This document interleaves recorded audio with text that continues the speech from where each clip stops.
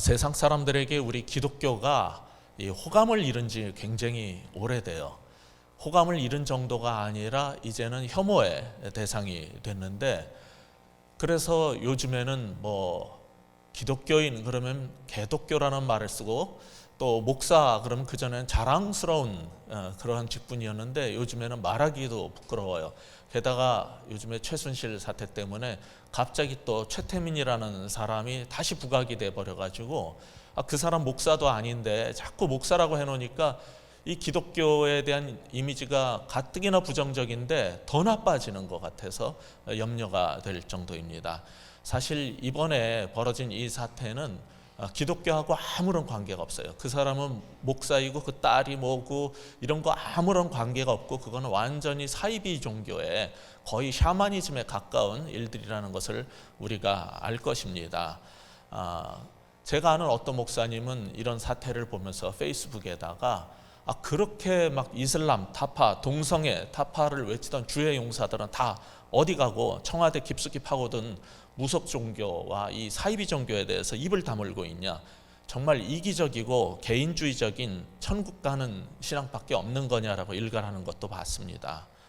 요즘에 우리가 아는 것처럼 교회는 아픈 자, 고통받는 자 정의에는 별로 관심이 없고, 정말 개그맨보다 어떻게 하면 더 웃길 수 있을까, 세상의 성공 비법보다 더 멋진 성공의 비법을 얘기해 줘야 되고, 연예계보다 더 연예계스럽고 어떤 정치 세력보다도 권력에 더 유착하는 것을 우리는 많이 보고 있습니다.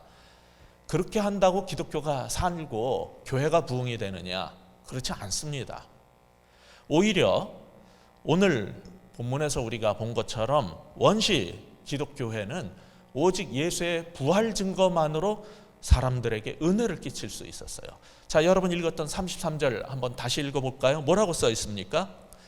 사도들이 큰 권능으로 주 예수의 부활을 증언하니 무리가 큰 은혜를 받아. 무리가 어떻게 해서 은혜를 받았어요?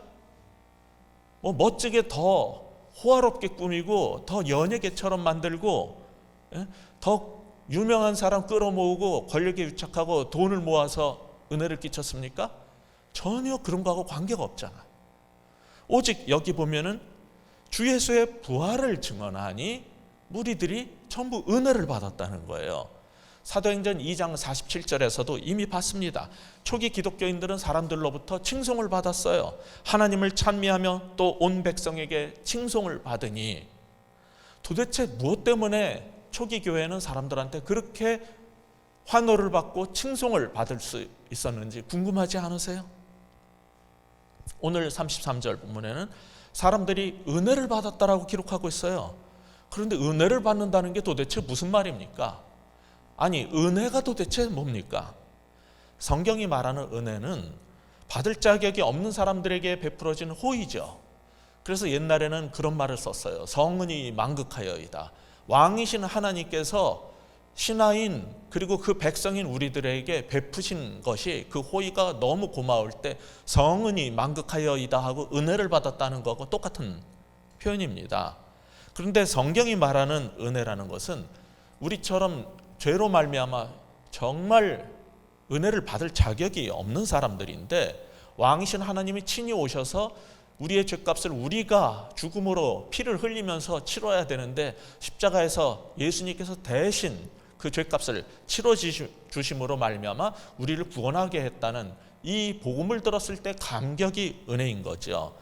따라서 설교 중에 재밌는 얘기를 해준다든지 눈물 쏙 빼는 얘기를 듣고 여러분이 감동받은 걸 은혜 받았다 이렇게 말하시면 안 되는 거예요.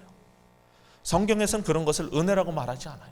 성경이 말하는 은혜를 받는다는 건 이 33절에서 보는 것처럼 사도들이 주 예수의 부활을 증언할 때 은혜를 받는, 하나님의 복음을 통해서 내가 새로워질 때 그게 은혜를 받았다라고 하는 거죠.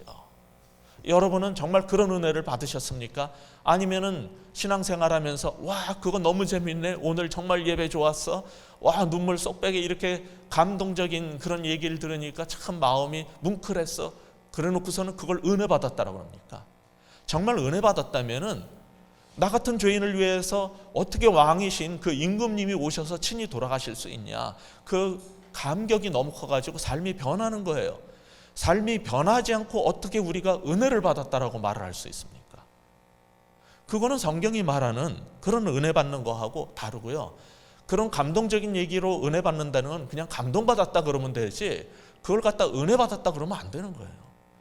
은혜를 받았다면 예수 그리스도의 부활의 복음을 깨닫고 내가 달라지는 게 은혜죠.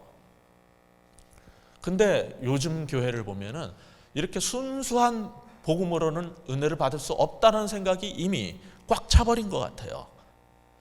제가 한 2, 3주 전에 제가 강의하던 수업 시간에 이제 성경의 어느 본문을 가지고 대개 교회에서 이 본문으로 이런 식으로들 많이 설교를 하는데, 원래 이 본문이 말하는 게 무엇이냐, 그것을 찾는 것을 서기한다라고 그래요. 그래서 본문을 연구해서 이 본문에서 다른 얘기를 다 하는 거 가능하지만은 하나님께서 이 말씀을 쓸 때는 이런 의도로 썼으니까 이 얘기를 빼면 안 된다. 그래서 이 부분은 설교의 본질로 이 본문을 다룰 땐 꼭 나와야 된다 얘기를 했더니, 어느 유명 교회, 여러분도 그 교회 다니다 오신 분들 많이 계시는 것 같은데, 유명 교회에 다니시는 한 신학생 분이, 교수님 근데 그렇게 하면 재미없잖아요 그러는 거예요.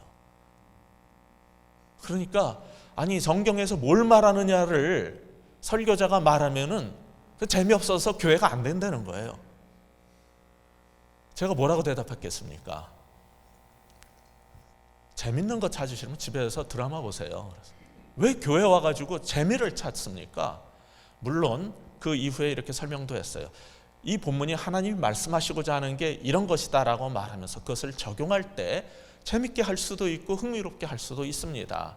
그러나 이 본문에서 원래 말해야 될 걸 말하지 않고 재밌는 얘기를 하고 감동적인 얘기를 했기 때문에 그게 은혜가 되고 그 교회가 좋고, 정말 하나님 말씀을 전하면은 그건 재미가 없어서 그러면은 못 듣겠어요 한다면 우리가 예수의 제자냐, 그리고 당신들이 목회를 할 사람이라면서 어떻게 그렇게 말을 할 수 있냐, 그런 말을 할 정도였어요. 이 시대에는 목사나 교인들이나 예수 부활의 증언만으로 은혜가 된다라고 믿지 않는 것 같아요. 교인들은 당연히 그렇고 목사들도 안 믿는 것 같아요 이제는. 이게 얼마나 심각한 문제가 된 겁니까? 오늘 본문이 우리한테 가르쳐주고 싶은 게 있어요. 뭡니까? 첫 번째 교훈 이겁니다. 권능 있는 부활의 증언만이 참된 은혜의 공동체를 형성한다는 거예요. 참된 은혜의 공동체, 교회는 뭘로 만들어져요? 권능 있는 부활의 증언으로 만들어지는 거예요. 그 부활의 증언 없이 어떻게 교회가 세워집니까? 그게 지금 우리 33절에서 본 것입니다. 그런데 이 33절에 이 말씀을 전후를 감싸고 있는 37절부터 37절을 주의 깊게 읽은 사람들은 그 내용이 이미 우리가 오래전에 봤던 사도행전 2장 42절에서 47절 내용하고 아주 유사하다는 것을 발견했을 겁니다. 그렇다면 2장의 초반부에 오순절 성령 강림 사건과 권능 있는 임하심으로 말미암아 모든 사람들이 각 나라에 말을 하게 된 기적이 있었고, 지금 읽고 있는 4장의 앞에 뭐가 있었냐면 3장에서 성전 미문에 있었던 안전뱅이가 기적을 통해서 일어나는 큰 권능을 봤어요. 둘 다 권능이 있었는데 그 권능의 사건 다음에 계속 이어져서 나오는 게 뭐냐면은 전부 다 성경적인 공동체의 형성이에요. 세상이 볼 수 없는 공동체가 2장 뒤에도 만들어졌다는 게 2장 42절 얘기였고, 3장에서 성전 미문에 안전뱅이를 고치는 큰 권능이 임했다. 그 결과 뭐가 생겼다? 이런 공동체가 형성됐다는 거예요. 그러니까 우리는 무슨 생각을 해야 되냐면, 하나님의 권능과 모든 기적과 능력, 그 결과는 뭐로 귀착돼야 돼요? 성경적인 교회가 세워져야 되는 거예요. 참된 공동체가 세워져야 돼요.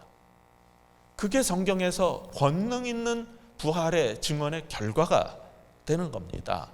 그러면은 이제 이 33절이 바로 그걸 설명하기 위해서 삽입된 구절이라면은 그걸 빼고 32절부터 34절을 이어서 붙여서 읽으면은 그냥 다 한 얘기가 돼버리는 거예요. 자, 우리 32절 한번 읽어볼까요? 믿는 무리가 한 마음과 한 뜻이 되어 모든 물건을 서로 통용하고 자기 재물을 조금이라도 자기 것이라 하는 이가 하나도 없더라. 여기 믿는 무리라는 말이 뭡니까? 전 성도, 오늘날 표현으로 하면 전 성도, 그게 뭐냐면 성경적 용어로 교회라는 말이에요. 믿는 무리가, 교회가, 지금 우리가 쓰는 말로는 공동체가, 그 뜻입니다. 그 특징이 뭐였냐면은 서로 물건들을 통용하고 자기 재물을 하나도 자기 거라고 하는 그런 사람이 없는 교회가 만들어졌다는 거예요. 이런 참된 공동체의 특징을 또 설명하는 게 34절, 35절입니다. 이어서 읽으면 돼요. 34절부터 35절까지 같이 읽을까요? 그 중에 가난한 사람이 없으니 이는 밭과 집 있는 자는 팔아 그 판 것의 값을 가져다가 사도들의 발 앞에 두매 그들이 각 사람의 필요를 따라 나누어 줌이라. 그런데 이 구절이 말하는 게 뭐냐면은 하나님 백성인 교회의 본질적 특성이 이런 것이다 하는 건데요. 이거는 많은 사람들이 생각하는 것처럼 공산주의 경제 시스템을 하자는 게 아니에요. 2장 45절을 다룰 때도 제가 설교할 때 그런 말씀을 드렸지만은 이 구절을 보면서 사도행전 2장 후반부를 보면서 성경은 이렇게 어떻게 보면 공산주의 같은 시스템 아니냐 이렇게 생각하시는데 아닙니다. 2장 45절에 분명히 뭐라고 되어 있냐면 필요에 따라서 그 일을 한 거예요. 필요에 따라서 나눠준 거고요. 그러니까 이건 공산주의가 아니에요. 지금 오늘 본문 4장 35절에서도 다시 확인할 수 있듯이 성경은 획일적 공유 시스템, 획일적인 공유 경제를 말하고 있지 않습니다. 그래서 2장에 보면 사람들이 재산을 다 바쳤다라고 그랬는데 지금 4장 34절에 보면 또 팔아서 내놓을 게 있었어요. 다 안 바쳤네요. 그렇죠? 다 바쳐서 공산당이 됐으면은 뭘 또 4장에 와서 또 바칩니까? 성경은요, 모든 재산을 싹 없애버리는 사유재산 제도를 부정하는 공산주의가 아니에요. 여러분, 여기서 또 다 바쳤어요. 4장에서 12장 12절을 보시면 마가라는 요한의 어머니 마리아가 여전히 집을 갖고 있어가지고 거기서 모여서 예배를 드렸어요. 여기서 우리 하듯이 누군가 집을 갖고 있기 때문에 거기서 또 예배를 드릴 수 있었던 거예요. 그러니까 성경이 말하는 공동체라는 것은 개인의 사유재산과 소유를 부정하는 게 아니라 다만 재물을 내 거다, 그래서 나만을 위해서 쓰는 그런 이기적인 삶을, 이 독점하는 이러한 경제 개념을 버리고 가난하고 힘들고 어려운 우리 형제 자매가 있으면 함께 살겠다라는 베푸는 삶의 특징을 보이는 거예요. 그게 성경이 말하는 공동체지 어떤 공산당 하자는 게 아닙니다.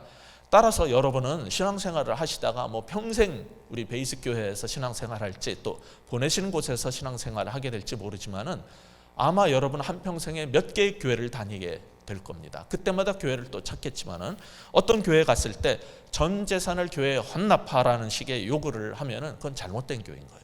성경이 그랬다가 이런 구절 끌어대면은 잘못된 겁니다. 그것은 성경보다 지나치게 나간 거고 극단적 신앙을 추구하는 이단들이 주로 하는 행태입니다.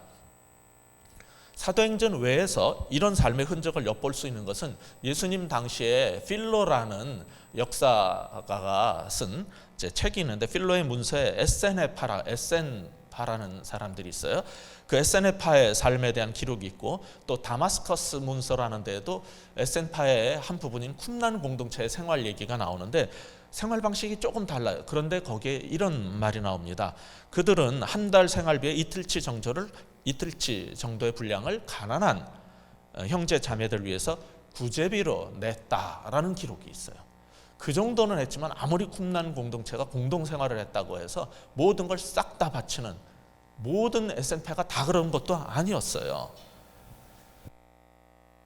한다는 것은 지금도 그렇지만은 당시에는 결혼하지 않고 오직 주님만을 위해서 수도원적 삶을 살았던 사람들에게나 가능했던 일이었기 때문입니다. 이런 상황 속에서 지금 우리 초기 교회 공동체 사람들은 자기의 재산들을 교인 가운데 가난하고 어렵고 또 필요한 사람이 있으면 기꺼이 팔아서 내놨다는 거예요. 이게 너무 놀랍고 충격적이었기 때문에 주변 사회에 큰 영향을 줘서 와, 어떻게 저렇게 살 수가 있을까? 나도 그들이 믿는 예수님을 좀 알고 싶다라고 모여들기 시작하는 거예요. 그래서 복음이 전파될 때 그들은 삶이 있었기 때문에 믿고 신뢰하고 따라왔던 거예요. 그 공동체에. 이런 생활의 가장 대표적인 사람이 사실은 여기 이후에 나오는 이제 바나바의 삶인 거죠. 근데 분명한 것은 이러한 삶을 바나바뿐 아니라 초기 교회의 교인들도 전부 다 이런 삶을 살 수 있었던 것은 즉 자기 재산을 가지고 있지만은 자기의 소유권을 주장하지 않는 공동체가 될 수 있었던 이유는 32절 상반부에 그 비밀이 담겨 있어요. 뭐 때문일까요? 전 성도가 한 마음과 한 뜻이 되었기 때문이라는 거예요. 이 부분을 직역하자면 제자 공동체의 마음과 정신은 하나였다 라고 직역을 하면 좋을 거예요. 이처럼 성경이 말하는 교회라는 것은 32절 상반부에서 보는 것처럼 믿는 무리의 모임이고 6장에서는 그것을 제자들의 무리라고 또 불렀어요.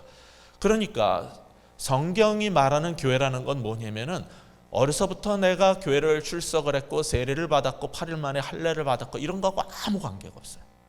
성경이 말하는 교회는 믿음의 무리들이고 예수님을 따르는 제자들의 무리가 교회이지, 내가 교회에서 직분을 받았다, 뭐 할례를 받았다, 모태신앙이다 이거하고 교회하고 아무 관계가 없어요. 성경은 오로지 믿는 무리 그리고 예수의 발자취를 따르는 제자들의 무리, 그것을 교회라고 말하는 거죠. 이렇게 같은 믿음을 가진 그런 사람들이었기 때문에 이들은 한 마음과 한 정신으로 신앙생활을 할 수 있었어요. 이런 한 마음과 한 뜻으로 번역된 한 마음과 한 정신을 가진 것은 교회뿐만이 아니라 그 당시 그리스 사회에서도 굉장히 중요하게 여겨졌던 부분입니다. 아리스토텔레스라는 여러분이 잘 아는 그리스의 철학자가 쓴 니코마스 윤리학이라는 책이 지금도 읽히고 저도 아주 잘 여러 번에 걸쳐서 읽고 있어요. 굉장히 중요한 교훈이 많이 담겨 있는 책인데, 거기에 실려 있는 그리스 격언에 보면은 친구 사이에는 모든 것이 공동 소유다라는 말이 나와요. 그게 그리스 사회에서도 가장 이상적으로 여겼던 삶의 방식이었어요. 진짜 우리가 브라더다, 우리가 시스터다, 우리가 형제고 자매고 친구라면은 우리의 것은 친구들끼리는 함께 쓰는 거다. 이 정신이 아리스토텔레스 책에도 나오는 거예요. 근데 하물며 교회가 그걸 못한다. 이게 말이 됩니까? 그래서 친구들은 싱글 소울이라는 말을 썼어요. 한 영혼을 가진 사람들이다라고 봤던 거예요. 그들은. 그러니까 친구들은 함께 갖는 것을 공동재산으로 여겼던 거죠. 그것을 한 마음과 한 뜻 공동체라고 그들은 불렀어요. 따라서 그것을 성경에서는 사랑의 공동체, 예수 그리스도의 공동체, 교회로 더 승화시켜버린 거예요. 그런데 요새 교회는 헬라 시대의 그러한 친구들의 공동체만도 못한 거예요. 그러니까 이거는 아리스토텔레스가, 소크라테스가 웃을 일이에요. 요즘에 기독교 교회라는 걸 보면 이거는 뭐 우리 철학책에서 우리가 주장했던 그런 친구 공동체만도 못한 거네, 그렇게 비웃을 거예요. 그러나 당시의 제자들은 그 사람들보다 더 나은 삶을 분명히 보여줬던 거예요. 그래서 세상에서 흠모를 받고 칭송을 받을 수밖에 없었던 겁니다.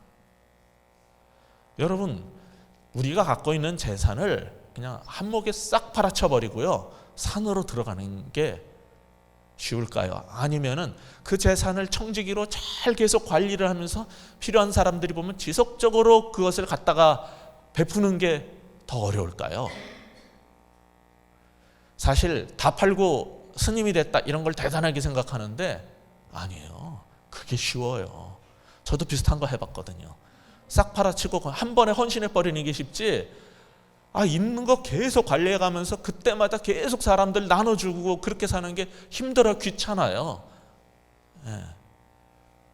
여러분 가운데 혹시 갑자기 재산이 많이 생겼을 때 이걸 어떻게 하면 좋을까 막 놀러 다니면서 돈 쓰는 것도 힘들다라는 그런 소리 들어봤어요? 쓰는 것도 힘든데 남 위해서 베풀기 위해서 그걸 관리해 보세요. 차라리 다 줘버리고 말지. 무슨 기부금 무슨 또 장학재단 만들어 버리는 게 편하지. 그거 갖고 있다가 계속 나눠주는 거 그게 얼마나 고달픈 일인지 아세요? 이게 어려운 거예요. 예수 믿는 삶이 이런 거예요. 예수 믿는다는 거는 싹 팔아서 없애버리는 게 아니에요. 이런 식으로 사는 거예요. 왜 그렇게 그들은 그런 삶을 그런데 살았을까? 그거는 그들이 갖고 있었던 성경적 개념 때문에 그래요. 신명기 10장 12절 후반을 보면 이런 말이 나옵니다. 마음을 다하고 뜻을 다하여 내 하나님 여호와를 섬기고 한 마음과 한 뜻 얘기를 하잖아요. 지금 여기 본문에서. 그게 어디서 온 거냐면 신명기 10장에서는 마음을 다하고 뜻을 다하여 그것으로 뭘 하라고요? 내 하나님을 섬기고. 그러니까 그렇게 살아야 마땅한 거였어요. 그게 신명기 15장 4절 5절에 보시면 복된 공동체의 특성이 나오는데 그걸 이루는 길인 거예요. 여러분 한번 펴서 확인해 보세요. 신명기 15장 4, 5절. 신명기 15장 4절에 이렇게 써 있습니다. 내가 만일 내 하나님 여호와의 말씀만 듣고 내가 오늘 내게 내리는 그 명령을 다 지켜 행하면 5절에 뭐라고 그랬어요? 내 하나님 여호와께서 내게 기업으로 주신 땅에서 내가 반드시 복을 받으리니. 그렇죠. 이거예요. 이게 성취된다는 거예요. 너희 중에 가난한 자가 없으리라. 이게 가장 복된 공동체인데 이게 언제 이루어진다고요? 마음을 다하고 뜻을 다하여 주님을 섬기고 내가 명령하는 것을 순종해서 지키면은 이런 복된 공동체가 만들어진다는 거예요. 그래서 이 말씀에 근거하고 예수님의 명령에 순종해서 그들은 한 마음과 한 뜻으로 하나님을 섬겼고 예수님을 섬겼고 그 결과 우리 가운데 가난한 자가 없더라. 이 사도행전 4장의 이 말씀이 뭐의 성취라고요? 신명기 토라가 성취된 걸 보여주는 거예요. 누굴 통해서? 예수님을 통해서. 예수님에 대한 그 믿음과 사랑으로. 그러니까 우리는 무엇으로 성경적 공동체가 만들어지고 형성된다는 걸 봤습니까? 아까 오직 권능 있는 부활의 증언으로 예수님의 참된 공동체가 형성된다는 걸 봤어요. 여기서 지금 우리가 본 건 뭡니까? 32절에서 37절 전체를 통해서 말하는 건 이거예요. 한 마음과 한 뜻으로 서로 섬길 때 참된 공동체가 유지된다는 거예요. 그렇게 만들어진 공동체는 한 마음과 한 뜻으로 섬길 때 계속 유지될 수 있는 거예요. 오늘날 세상에선 이런 것을 볼 수 없어요. 그러나 교회 안에서라도 이런 공동체를 볼 수 있으면 얼마나 좋을까요? 근데 우리가 다 알듯이 그런 공동체가 만들어지는 게 쉽지 않은 것 같아요. 어떻게 해야지 그게 만들어진다라고 성경이 가르치고 있냐면 조금 전에 봤던 신명기 15장 4절에서는 하나님의 말씀만 듣고 그의 명령을 다 지킬 때 일어난다라고 했고요. 사도행전 2장에서는 성령이 충만한 공동체의 특성으로 그걸 설명을 이미 2장 47절 이하에서 했고요. 42절에서 47절. 지금 보는 사도행전 4장 32절 이하에서는 믿는 무리가 한 마음과 한 뜻이 되었을 때 가능한 일로 소개하는 거예요. 이게 다 같은 거예요. 계속 반복해서 여러 가지 표현으로 계속 설명하는 거예요. 교회가 성령이 충만하고 하나님 말씀에 순종하는 형제 자매된 가족이 된다면은 우리는 나는 배불러서 다 먹을 수 없어서 남기는데 우리 교인 가운데 배고프고 굶주린 사람이 있다면은 그렇게 못 살아요. 그들에게 음식 싸다가 나눠주게 돼 있어요. 제가 옛날에 목회하던 어떤 교회는 새벽 기도할 때 되면 덜그럭 소리가 나가지고 깜깜한데 쥐가 들어왔나? 그리고 나중에 보면 어느 권사님이 주일 예배 끝나고 같이 먹으려고 반찬이랑 음식 갖다 놨는데 없어졌대요. 어떤 사람은 교회 냉장고에 있으면 쓱 가져가서 자기가 먹어요. 누군가는 가져오고. 세상 교회는 별의별 사람이 다 있는 거예요. 그래도 얼마나 먹을 게 없으면 가져갔을까? 누군지 모르겠지만 잘 드세요. 분명히 새벽 기도에 왔다가 기도할 때 깜깜하게 불 껐을 때 벌어진 일이거든요. 그런 교회도 봤어요. 그러니까 교인들 가운데 정말 별 사람이 다 있는데 서로 자기 것이 없다라고 생각하고 내놓을 수 있는 공동체. 이런 게 되려면은 그냥 가족이 돼야 돼요. 자기밖에 모르는 사람들이 모여 있는 교회는 그런 일이 벌어지는 거고, 우리는 가족이고 형제 자매이기 때문에 저렇게 못 먹고 힘든 사람이 있으면 내 걸 갖다가 내놓을 거야 하는 사람들이 모인 참된 성경적 공동체, 성령이 충만한 공동체라면 반대 일이 벌어질 겁니다. 이런 교회가 되지 않는, 그런 걸 못 만드는 이유는 오늘날 21세기 한국 교회 기독교인들이 너무 이기적이고 자기중심적이고 물질주의와 탐욕주의, 이 세상의 물결에 그냥 젖어 있기 때문에 그러는 거예요. 따라서 오늘날 우리 베이스 교회가 그런 교회가 되길 바라고, 이 땅의 교회가 바로 그런 교회가 되기를 바란다면은 그것은 어떨 때만 가능하냐면 성령을 받아서 물질의 속박에서 우리가 풀려날 때만 가능한 거예요. 성령을 받는다는 것은 방언을 한다는 것으로만 보시면 안 돼요. 성령이 충만하면 무슨 일이 벌어져요? 내가 물질에 매여서 살던 이 물질의 속박에서 이 세상이 노예로 살던 삶에서 해방되는 거예요. 그렇다면 교회의 본질인 코이노니아가 그냥 교제하고 커피 마시는 게 코이노니아가 아니에요. 참된 성도의 교제라는 코이노니아라는 말은 뭐냐면은 한 마음이 돼서 서로를 향해서 내 것을 희생할 때 생기는 일이에요. 커피 마신다고 코이노니아가 만들어지는 게 아니라 한 마음과 한 뜻이 되고 성령이 충만해서 그들을 위해서 내 것을 기꺼이 내놓을 수 있을 때 그게 코이노니아예요. 근데 현대교회는 코이노니아를 아주 우습게 만들어버렸어요. 커피 타놓고 과자 갖다 놓으면 코이노니아래. 어떻게 그게 코이노니아예요? 그거는 세상 카페에도 다 하는 일이에요. 친구들끼리 모여서 개모임할 때도 그런 건 해요. 어떻게 그게 코이노니아입니까? 한 마음도 없고 한 뜻도 없고 희생도 없는 데가. 그래서 교회가 안 되는 거예요. 이런 코이노니아 공동체의 특성을 가장 극명하게 보여준 게 36, 7절에 보여주는 바나바의 삶인 거죠. 우리 같이 한번 다시 읽겠습니다. 시작. 구브로에서 난 레위족 사람이 있으니 이름은 요셉이라. 사도들이 일컬어 바나바라. 번역하면 위로의 아들이라 하니 그가 밭이 있음에 팔아 그 값을 가지고 사도들의 발 앞에 두니라. 바나바는 구브로 사람이라고 했어요. 구브로는 오늘날 말로 하면 사이프러스라는 섬이에요.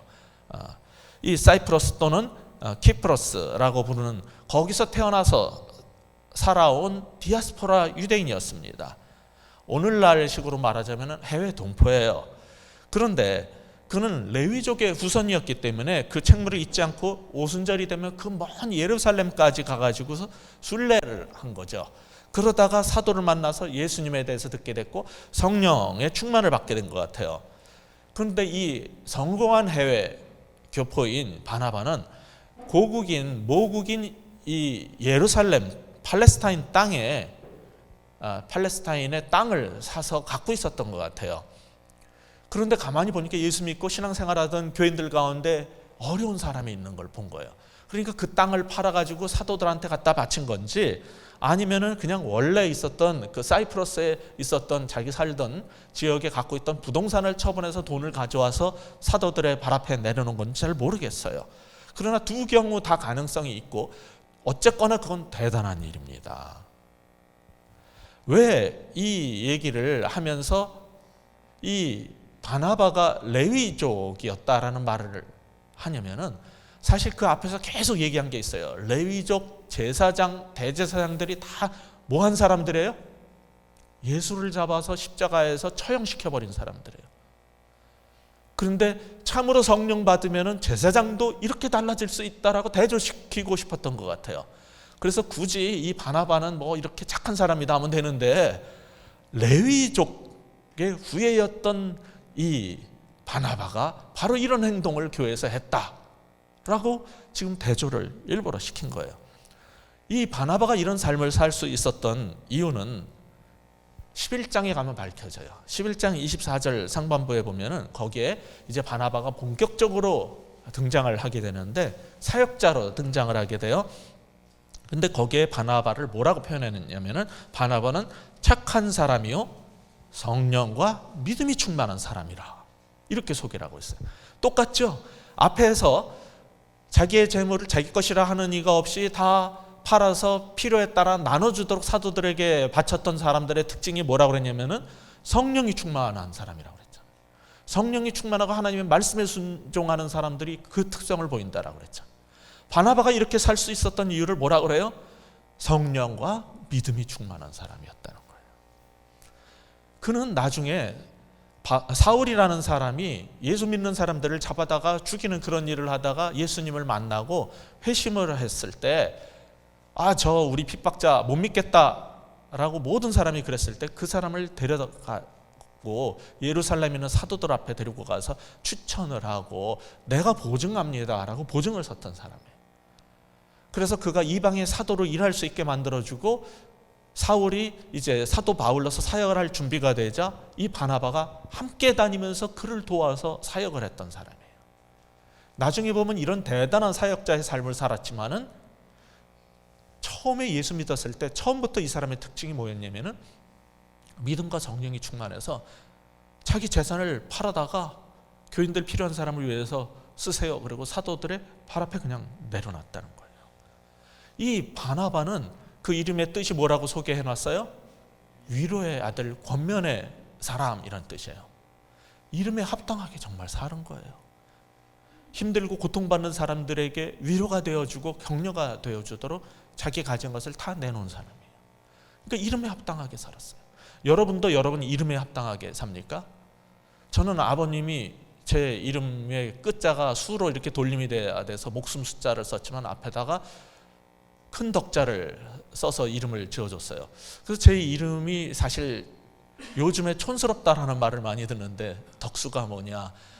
이게 여러분 그거 아십니까? 전에 유행했던 황정민 나왔던 그 영화에 나오는 북에서부터 막 내려와가지고 부산항에서 그렇게 생고생을 하면서 그 사람이 덕수거든요. 그 이후로 더 촌스러워졌어요, 이 이름이. 근데 이름의 뜻은 정말 덕이 있고 정말 장수할 수 있는 그런 이름으로 지어 주신 건데 이게 덕이 있는 사람인지는 잘 모르겠어요. 항상 우리는 자기 이름에 합당하게 살아야 되는 거예요. 근데 우리가 갖고 있는 공통적 이름이 있어요. 뭡니까? 그리스도인, 크리스찬이라는 말이에요. 이 크리스찬이라는 이름은 크라이스트, 그리스도, 작은 그리스도라는 뜻이에요. 작은 그리스도. 그러면 여러분은 크리스찬이라는 이름으로 모두가 불리는데 그리스도에 합당하게 그 이름대로 살고 계십니까? 아니면 이름에 걸맞지 않은 삶을 살고 계십니까? 바나바는 적어도 이름에 합당하게 살았어요. 우리가 크리스천이라면 우리도 그 이름에 합당하게 살아야 하는 거예요. 그런데 어떤 사람은 가져도 더 많이 가지려고 그러고, 어떤 사람은 재벌도 아닌데 가진 것도 별로 없는데 자기가 갖고 있는 그 조그만 거를 더 필요한 사람을 위해서 기꺼이 베풀기도 하니 도대체 누가 진짜 크리스천이냔 말이에요.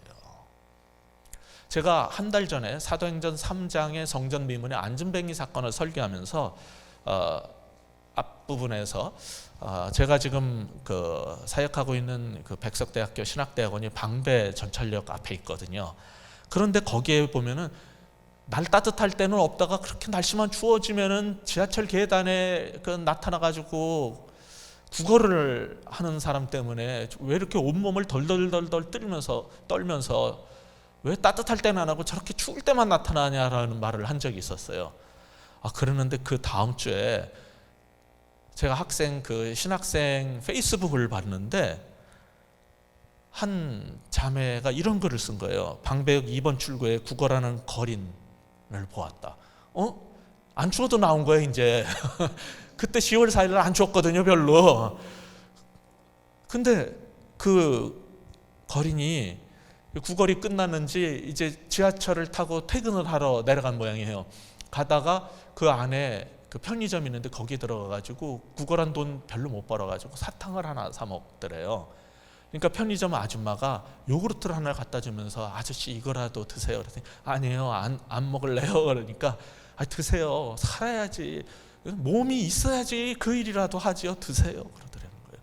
그랬더니 이 거지가 아니에요.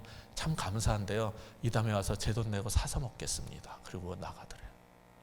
그걸 보면서 이 신학생 자매가 충격을 받은 거예요. 야, 거린도 저런 자부심이 있고 정말 그냥 주는 거 안 먹고 내 돈으로 벌어서 내가 먹겠다 그러고, 그 편의점 아줌마는 예수 믿는지 안 믿는지 모르지만은 그 거지 보고서는 욕하고 왜 냄새나는 사람이 여기 들어왔냐 하는 게 아니라 아저씨 이거라도 드시고 살아야지요 하면서 내 믿음은 과연 행동하는 믿음인가 부끄러웠다는 거예요. 그걸 페이스북에다 올렸어요. 그랬더니 그 친구 다른 신학생 자매가 거기다가 댓글을 달았어요. 우리 그 아저씨랑 같이 밥 한번 먹자. 제가 그걸 보고 감동을 받았어요. 그래도 이런 학생들이 있고 이런 사람들 때문에 한국교회에 소망이 있는 거 아닌가. 그 욕먹는 그 목사들, 그 사람 때문에 절망을 할지 모르지만 아직 이런 신학생들이 있기 때문에 한국교회에 소망이 있는 거 아닌가. 그러면서 정말 스승으로서 뿌듯함도 생기고 작은 소망을 보게 된 거죠.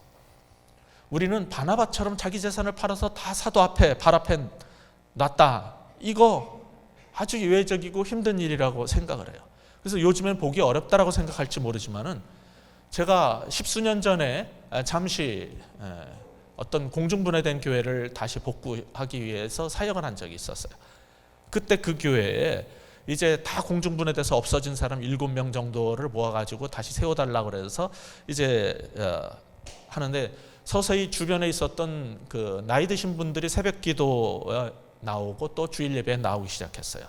수양회도 가야 되고 새벽 기도도 가고 또 그 전에 교회 다닌 사람들도 다시 이렇게 막 서로 전도해서 데려오고 그러는데 봉고차가 필요했어요. 그런데 교인이 몇 명 없을 때니까 그걸 살 돈이 없었어요. 기도만 했죠.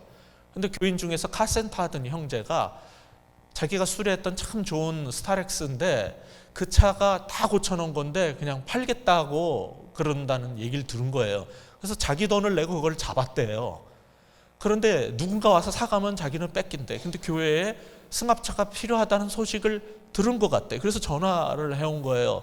이거 제 돈 내서 잡아놨는데 혹시 교회에서 생각이 있으신지 잘 모르겠어요. 그냥 저는 이걸 살 돈은 없고 그냥 넘겨버릴까요? 어떡할까요? 이 얘기를 또 듣고 어떤 자매가 한 2, 3일 후에 봉투를 가지고 왔어요. 그래서 이걸로 승합차 사면 안 되니? 제가 그 당시에 받았던 사례비를 다 냈거든요. 근데 돈이 모자란다는 얘기를 들었기 때문에 그 차액을 가져온 거예요. 자매님, 이거 무슨 돈으로? 애가 셋이고 자매님도 돈 없는 거 뻔히 아는데 이게 무슨 돈이에요? 이거 이런 거 그렇게 몇백씩 내시면 안 돼요. 그랬죠. 그랬더니 아니에요. 제가 사실은 김포에 분양받은 아파트가 하나 있는데 남편 직장 때문에 여기 분당에 전세 와서 살거든요. 근데 애가 셋이 생기면서 그 집만 팔리면은 조금 더 큰 평수의 아파트로 옮기고 그 차액을 교회에 이렇게 어려운 사람을 위해서 써달라고 헌금하려고 원래 생각을 했었어요. 집이 팔렸어요. 그랬더니 아무도 보러 오는 사람이 없네요. 그러는 거예요. 그럼 무슨 돈이에요 이게? 그랬더니 저는 하나님을 믿어요. 제가 전에 다니던 교회에서 제가 28살 때 교회 건축 헌금이 필요하니까 저한테 최연소 집사를 주고서 건축 헌금 내라고 그래가지고 나왔거든요. 근데 이 교회 와서 제가 예수님을 만났어요. 저는 이 교회가 너무 좋고 우리 성도들을 사랑해요. 근데 차 없어서 교회 새벽에 못 나오고 수양회 못 간다면은 이거 사야 되잖아요. 저는 하나님 믿어요. 그 집 팔아주실 걸 믿고 믿음으로 차액 미리 드립니다. 이러는 거예요. 그러면 안 돼요. 자매님도 없는데 팔리지도 않은 집값을 갖다가 내면은 어떡합니까? 이거 말이 안 됩니다. 그랬더니 제가 이 교회를 사랑하고 필요한 사람들을 위해서 내는 거를 목사님 막지 마세요. 저도 그렇게 살고 싶어요. 그래가지고 목사가 부끄러워가지고 같이 기도하고 그리고 그 승합차를 산 적이 있었어요. 아직도 누군가는 그런 삶을 살아요. 없지만은 아직 집이 팔리지 않았지만은 차액을 바치겠다라는 그 마음이 옛날에 들었었던 걸 기억을 하고 없는데도 믿음으로 그 행동을 하는 사람이 있는가 하면 누군가는 교회에서 왜 안 해주냐, 왜 이거밖에 우리한테 안 해주냐, 밥이 이게 뭐냐 하는 교회도 있어요. 도대체 어떤 게 성경이 말하는 교회의 모습일까요? 저는 이런 얘기를 들었어요. 어떤 사람은 우리 교회가 헌금 얘기를 안 해서 좋아서 나왔다는 얘기도 들었어요. 다른 교회 수십 개의 헌금 봉투가 있는데 우린 그런 거 강조 안 하니까. 그게 편해서 오셨는지 모르지만은 이웃의 필요를 보고도 베풀 수 없는 그러한 사람이라면은 교회를 잘못 선택하신 거예요. 우리 교회는 그런 사람들이 모여서 이기적인 자기의 영적 신앙생활에 만족을 주려고 세운 교회가 아니에요. 그런 사람은 거기에 맞는 또 딴 교회를 찾아가시면 돼요. 저희 교회는요, 서로가 형제가 되고 자매가 되고 성경이 말하는 교회 모습, 공동체 모습을 회복하고 싶어서 지금 하는 교회예요. 그렇다면 여전히 그런 생각을 갖고 있다면 딴 교회 찾으시는 게 낫지 왜 여기서 이러고 계시는지 모르겠어요. 아무도 모르니까, 뭐라고 안 하니까 편하죠. 근데 그건 양심불량이고 그건 신앙불량이에요. 하나님 앞에서 그건 완전히 잘못된 신앙생활이에요. 돈 내기 싫어서 베이스 교회가 좋다. 그럼 우리 교회는 돈 안 내도 되는 교회냐? 우리는 헌금을 강요하지는 않지만은 그건 잘못된 생활이라는 걸 분명히 성경에 의거해서 말씀드립니다. 오늘 이 본문을 보면서 제가 한 가지 더 여러분하고 같이 생각하고 싶은 게 있어요. 35절에 보면은 성도들은 자기의 재물을 팔아서 사도들의 발 앞에 두었어요. 직역하면 발 아래 두었어요. 37절에도 바나바가 많은 재물을 드리면서 자기가 발견했던 그 어려운 사람한테 딱 갖다 줘봐요. 이거 내가 집 팔았는데 당신 사업에 쓰시고 부도내지 마세요. 이러면 얼마나 광나요? 얼마나 세상 말로 뽀대납니까? 자기도 존경받고 얼마나 좋습니까? 근데 바나바는 자기를 드러내고 과시하려고 하지 않았어요. 이들은 그냥 사도들을 믿고 그 발 앞에 헌금을 맡기는 순수함이 있었어요. 요즘은요, 자기 이름을 내줘야지 기부합니다. 그렇지 않으면 안 내요. 내더라도 목사를 못 믿기 때문에 교회에다가 내고 주보에서 수령했는지 확인을 해야 되고 나중에 연말정산할 때 금액까지 확인 사살을 해야지. 이게 불투명하다 그러면 막 따지고 화를 내고 소리를 지릅니다. 그런 교회도 잘못된 교회지만은 그거를 그렇게 못 믿어 하는 사람들도 잘못된 거예요. 여기 성경에서 보는 사도행전의 교회와 바나바는 그러지 않았어요. 그들은 영적 지도자인 사도들을 믿고 그 발 앞에 그냥 내려놨어요. 게다가 성도들이 낸 헌금을 사도들이 관리했습니다. 오늘날 무슨 말을 교회에서 합니까? 목사는 설교만 하고 돈에 관여하면 안 된다. 돈은 장로들이 하는 거다. 이렇게 생각하는 사람들이 많죠. 이런 생각이 왜 벌어지게 됐냐면은 욕심 많은 부패한 목사님들 때문에 그 일이 벌어진 겁니다. 그거는 비정상이에요. 혼이 비정상이 아니라 그건 교회가 비정상이고 신앙이 잘못된 거예요. 문제는 목사뿐 아니라 장로나 재정위원들도 부패해서 문제 일으키는 건 마찬가지라는 거예요. 여러분이 몰라서 그렇지 재정 담당 장로님들, 위원들 부패해가지고 돈 떼어먹고 빼간 거 굉장히 많아요. 대형 교회도 다 있어요. 목사나 교인이나 다 마찬가지예요. 지금 이 사도행전에 정말 원시 공동체에서는요, 재산을 팔아서 사도들을 믿고 그 발 앞에 발 아래 내려놨어요. 그리고 어떻게 썼는지 사용 내역을 확인하지 않았어요. 이들은. 사도들은 이 공동기금 펀드를 가지고 사심없이 성도들의 필요에 따라서 다 나눠줬어요. 그러니까 사도들은 신뢰를 받았고요. 교인들도 영적 지도자를 신뢰했고 서로가 신뢰 가운데 믿음의 공동체를 정말 살았던 거예요. 그 결과 교회 안에는 가난한 자들이 없어지게 됐다는 거죠. 이게 참된 교회의 모습이에요. 그렇다면 오늘 본문을 통해서 우리가 발견하게 되는 세 번째 마지막 교훈 무엇입니까? 자, 첫째, 성경적인 공동체는 무엇으로 만들어지고 형성된다? 부활의 증언으로, 권능 있는 부활의 증언으로. 또 두 번째가 뭐였습니까? 어떤 것으로 공동체가 유지될 수 있어요? 예, 한 마음과 한 뜻으로 서로를 섬길 때 참된 공동체가 유지된다라고 그랬어요. 이제 마지막으로 오늘 이 본문에서 우리가 볼 수 있는 것은 목회자를 신뢰하고 이웃의 필요를 채울 때 참된 공동체가 완성된다는 거예요. 목회자를 신뢰하고 서로가 이웃의 필요를 채우려고 할 때 참된 공동체가 완성되는 거예요. 모든 문제의 발단은 교회가 몇천 명 수준으로 그 이상으로 너무 비대하게 커져서 그런 거예요. 그러다 보니까 교회의 재정 규모도 커져가지고 목사도 교인들도 전부 다 돈에 관심을 갖게 됐어요. 애초에 교회는요, 가정교회 사이즈였기 때문에 끼케야 100명, 200명밖에 안 됐기 때문에 아무도 재정에 관심을 안 가졌어요. 사도의 발 앞에 그거를 내려놓으면요, 즉시 그것을 필요한 사람한테 다 줘버렸기 때문에 교회에 쌓인 게 없었으니까 목사도 교인도 우리 재정이 어떻게 되느냐 아무도 신경 쓸 필요가 없었어요. 갖다 바치면 다 줬으니까. 그러니까 교회에 아무 문제가 없었던 거예요. 지금까지 우리는 사도행전 2장에서도 봤고 지금 4장에서도 봤어요. 원래 성경이 말하는 교회의 모습이 뭔가, 성경적인 공동체가 뭔가, 이런 걸 보면서 오늘날 우리가 다니고 있는 이 21세기 한국에 있는 교회들의 모습을 보면서 너무 부끄러운 마음이 들어요. 왜 이런 걸 성경이 말하고 이걸 읽으면서 모든 교회들이 다 사도행전 설교 다 합니다. 안 하는 교회 전 못 봤어요. 모든 교회가 다 사도행전을 통해서 교회 얘기를 다 해요. 근데 왜 교회들은 안 달라질까요? 이게 꼭 목사만의 문제일까요?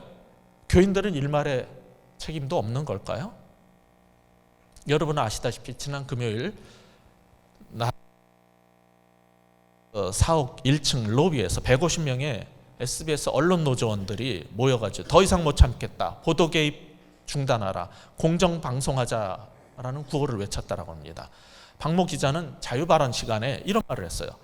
나는 지 만으로 6년 내지 7년째가 되는데 요즘처럼 참담한 기분을 느꼈던 적은 없다.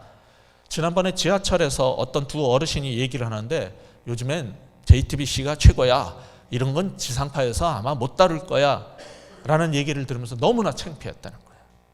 권모 그 SBS의 기자협회장은 내가 그전에는 MBC를 의식해서 기자 생활을 했다. 근데 입사 한 10년쯤 되고 나서 우리 SBS가 MBC보다 앞서게 됐지만은 그 다음이 문제였다. 1등으로서 어떻게 해야 될지 몰랐던 것 같다. 그새 우습게 봤던 종편들이 성장했다. 이제 더 이상 그들은 우리가 무시하고 외면할 상대들이 아니다. JTBC가 하는 것과 우리가 하는 걸 매일매일 비교하면서 경쟁하고 뒤처지지 않게 열심히 싸워나가는 게 바른 언론사, 바른 저널리즘을 실현하는 거라고 나는 생각한다라는 것을 봤어요. 그래서 이제 기자들이 드디어 정신을 차리기 시작했구나. 지난 세월 동안 권력의 노예가 돼가지고 빌붙어서 그렇게 살던 기자들이 이제 정신을 차렸구나라는 생각이 들었어요. 같은 날 저녁 YTN 120명의 기자들이 또 모여서 은폐 축소 그런 식으로 보도를 하게 만들었던 간부들의 사퇴를 촉구하면서 그들이 호랑이 같은 우리 기자들을 애완견으로 순치시켜 버려가지고 회사를 이 지경으로 만들어놨다. 연합TV와 0.7, 0.8%의 시청률 차이를 놓고 싸우는 동안 JTBC는 차별화된 단독 보도로 공중파를 뛰어넘는 결과를 만들어냈다. 우리가 얼마나 한심하냐. 지금이 우리에게 주어진 마지막 기회다 라고 말하는 기사도 봤어요. 이처럼 언론인들도 이제 정신을 차렸어요. 문제는 교회예요. 문제는 교회도 목사도 교인들도 여전히 한국교회가 개독교라는 말을 듣고 교회가 쇠퇴하는데 정신을 안 차려요. 이런 일을 말하는 교회를 본 적이 없어요. 여전히 축복과 번영을 약속하는 바빌론이라는 이 세상에 빌붙어서 교회다운 교회 모습을 찾으려고 하지 않고 성경적 공동체가 되기 위한 자성도 쇄신도 한국교회는 별로 없어요.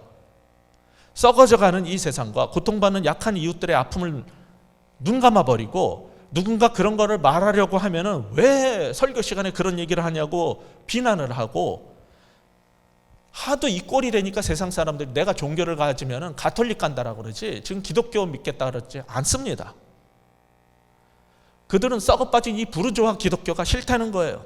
그래서 오늘날에 위기가 온 거예요. 이 위기를 극복하기 위해서 전도를 열심히 해야 된다라고만 말하는 목사들은요, 하나는 알고 둘은 모르는 사람들이에요. 지금 국민들이, 세상 사람들이 보고 싶은 거는 그러한 교리를 보고 싶은 게 아니라 세상과 다른 교회의 모습, 정말 이 사도행전 공동체처럼 자기의 것을 기꺼이 어려운 사람의 필요에 따라서 내놓을 수 있는, 세상에서 볼 수 없는 그 복음의 증거를 보겠다는 거예요. 그렇게 사는 교회가 없기 때문에 못 믿겠다는 거예요. 돈을 걷어가지고 목사가 지 마음대로 쓰고 교회가 계속 큰 건물 짓고 계속 부유하게 사는 것만 계속 봤기 때문에 나는 교회는 다녀도 헌금을 안 내겠다는 거예요. 근데 우리는 이 언론 기자들과 같은 자성이 없어요. 세상은 성경적 공동체를 보고 싶은 거예요. 미국의 그 수많은 교회 썩었다고 그러지만은 150명밖에 안 되는 40년 동안 교회가 커지면 계속 나눠왔던 세이비어 교회가 정말 성경이 말하는 공동체가 뭔지를 보여줬어요. 한국에서는 조그만 가정교회들이 그걸 보여주고 있어요. 대형교회는 그런 걸 보여주지 못하고 있어요. 누가 진정한 부활의 증인으로서의 공동체를 세워가고 있습니까? 우리가 신앙생활하고 있는 우리 베이스교회는 어떻습니까? 부패한 대형교회의 모습을 거절하고 있어요. 그러나 여전히 보여줄 대안인 성경적 공동체의 본질을 놓친다면 결과는 뭘까요? 결국 똑같아지는 거예요. 따라서 여러분이 이 무별 공동체에 조그맣게 나눠서 나갈 때 불편해도 이것을 참고, 그리고 대형교회의 그 모습을 안 한다는 것에 자부심을 갖지 말고 우리 속에도 정말 필요에 따라 서로 나누고, 하나님께서 주신 이 재물을 사도들의 발 앞에 정말 신뢰하고 맡기고 사도들은 그것을 기꺼이 사람들에게 필요에 따라 나눠줄 수 있는 그런 교회가 되도록 여러분이 함께 해주셔야 돼요. 그것은 누가 목사 한두 명이 할 수 있는 일이 아니에요. 이거는 우리가 함께 만들어가야 할 사도행전 교회의 본질적 모습이 있기 때문입니다. 우리 이런 교회가 되는데 정말 내가 한 몫을 하겠다라고 결단하는 이 시간 됐으면 좋겠어요. 우리 이 시간 기도할 때 하나님, 우리 베이직 교회가 바로 이런 교회 되게 하여 주세요. 사도행전이 말하는 바로 이런 교회, 모든 사람들이 보고 싶어하는 바로 이 교회를 우리가 만들어내는 모두가 되게 해주세요. 하나님, 교회를 통해서 예수님 잘 믿고 축복받아서 더 부자되고 더 많은 것 같고 병 낫고 잘 되는 것만 추구했던 신앙생활 용서해 주시고, 이렇게 이기적이고 세상과 똑같은 신앙생활에서 벗어나서 우리에게 베푸신 거 우리 교회에 필요한 사람들을 위해서 기꺼이 내놓고 이 사회를 위해서 내놓고 하나님 나라가 뭔지를 보여줄 수 있는 그런 신앙의 삶을 살 수 있도록 주님 우리를 변화시켜 주세요. 이 시간 우리 통성으로 같이 한번 기도하시겠습니다. 아버지 하나님, 이 시간 간절히 구하옵나니 주여 우리에게 새 마음 허락하여 주시옵소서. 정말 성령의 충만함을 받아 한 마음과 한 뜻의 공동체가 되게 하여 주시고, 하나님의 우리에게 베푸신 모든 것들이 정말 귀한 선물이었고 하나님께서 은혜로 주신 것이라면 이제 예수님을 만나고 이 죄인을 위해서도 못 바치신 예수님께 하듯이 우리의 이웃 형제 자매들을 위해서 우리도 가진 것들을 기꺼이 사도의 발 앞에 내려놓는 그러한 교회, 그러한 성도들 될 수 있도록 주님 도와주시옵소서. 우리 교회가 또한 물질로 말미암아 풍요로움에 정말 빠지지 않게 하여 주시고, 아버지여 정말 교회에 드려진 그런 재물들을 기꺼이 가난하고 어려운 사람들 위해서 정말 즉시 내놓을 수 있는 그런 교회가 될 수 있게 도와주시고, 아버지 이 시대에 볼 수 없는 참된 교회 공동체의 모습을 보여줄 수 있는 우리 베이직 교회가 되게 하여 주시옵소서. 그 일에 쓰임받을 수 있는 우리 한 사람 한 사람 성도들이 되게 하여 주시옵소서. 하나님 아버지, 세상 교회 썩었다고 말하면서 정말 교회다운 교회를 찾을 수 없다고 말하면서 그런 교회를 찾아다니기에 지쳤습니다. 하나님, 그런 교회를 찾으라고 할 게 아니라 우리가 바로 그런 교회 되게 하여 주시옵소서.